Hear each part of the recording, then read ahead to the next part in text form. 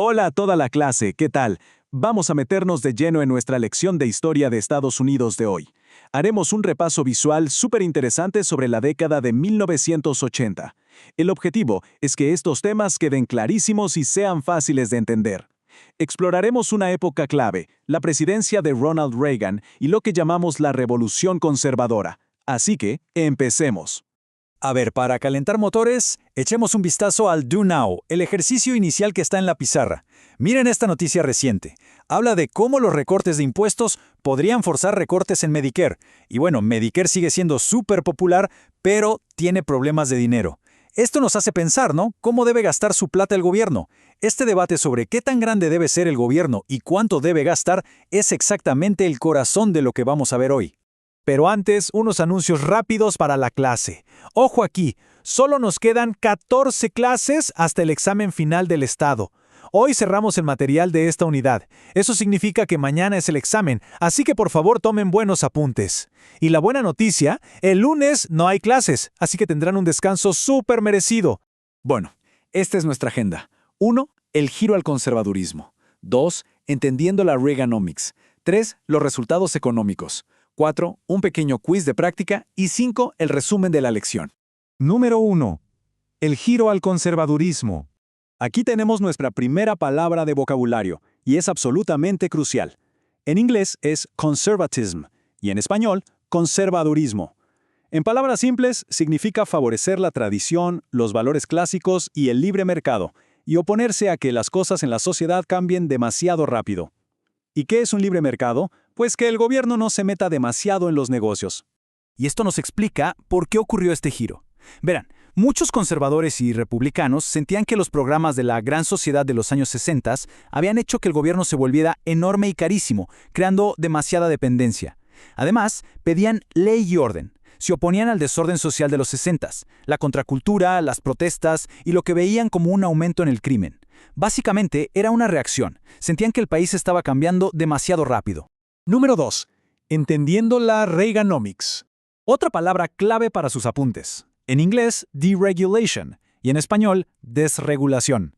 Literalmente significa reducir las reglas y los controles que el gobierno le pone a las empresas.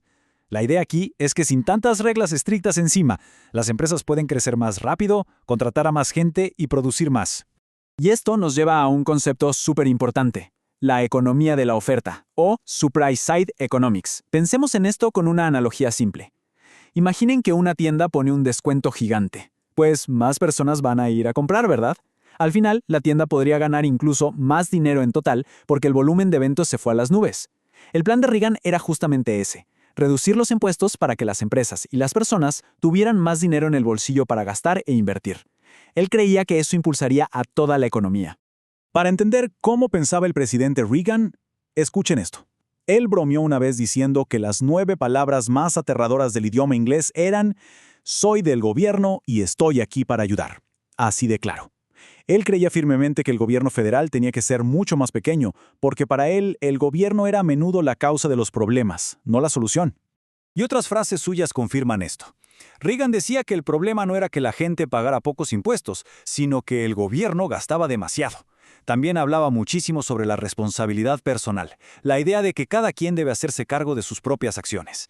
Y bueno, este mensaje conectó profundamente con los votantes de esa época. De hecho, se volvió inmensamente popular. Miren este mapa electoral de la reelección de Reagan en 1984. Todo ese color rojo es abrumador. Ganó 525 votos electorales contra solo 13 de su oponente.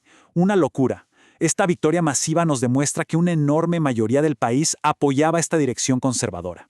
Punto número 3. Los resultados económicos. Vamos a ver si el plan funcionó. Primero, hablemos del PIB, o Producto Interno Bruto, que básicamente mide qué tan grande y saludable es nuestra economía. Después de una recesión al principio de los 80, fíjense cómo el crecimiento económico simplemente se dispara. Alcanzó el 9.3% en 1983 y se mantuvo alto. Definitivamente hubo un claro boom económico durante ese tiempo. Pero, claro, toda historia tiene dos lados. A partir de los años 80, la deuda nacional empezó a subir de manera constante. ¿Por qué? Bueno, al mismo tiempo que se bajaban los impuestos, el gobierno aumentó drásticamente el gasto en defensa y armamento militar por la Guerra Fría. Es simple matemática. Si el gobierno recauda menos dinero por impuestos, pero gasta más, el resultado obvio es que la deuda nacional se va para arriba. Así que pongámoslo en una tabla de resumen súper clara. Durante los años de Reagan, la economía subió, el gasto en defensa subió, la deuda nacional subió y las regulaciones del gobierno bajaron. En la historia casi siempre hay compensaciones. Los grandes éxitos políticos muchas veces vienen con nuevos dolores de cabeza financieros a largo plazo. Número 4. Cuestionario de práctica para la clase. A ver cómo andamos de memoria. La pregunta es esta: ¿qué acción apoyó el presidente Ronald Reagan para lograr el crecimiento económico? Piensen en las palabras de vocabulario que acabamos de ver, cosas como la economía de la oferta y los impuestos. A ver las opciones: aumentar el gasto en programas sociales, recortar el presupuesto de defensa, aumentar la regulación o reducir los impuestos a corporaciones e individuos. Exacto, la respuesta correcta es reducir los impuestos a corporaciones y a individuos. Muy bien todos. Y llegamos al número 5, el resumen de la lección antes de que suene la campana. Anoten estos puntos en sus cuadernos para el examen de la unidad. Primero, el auge del conservadurismo fue una reacción directa contra los programas gigantes del gobierno y el desorden social de los 60. Segundo, la Reaganomics se basó en dos cosas: recortes de impuestos y desregulación de las empresas. Y tercero, esto generó un enorme crecimiento económico en los 80, pero por culpa del alto gasto militar, también disparó la deuda nacional. Para cerrar, les dejo esta reflexión. ¿Cómo creen que los debates económicos de los 80 siguen moldeando las decisiones del gobierno hoy? Volvamos a pensar en el Do Now sobre Medicare. Las peleas sobre cuántos impuestos cobrar, cuánto gastar y cuánto regular a las empresas están en las noticias todos los días. Así que la historia no se queda en los libros, está moldeando nuestro presente ahora mismo. Nos vemos en la próxima lección.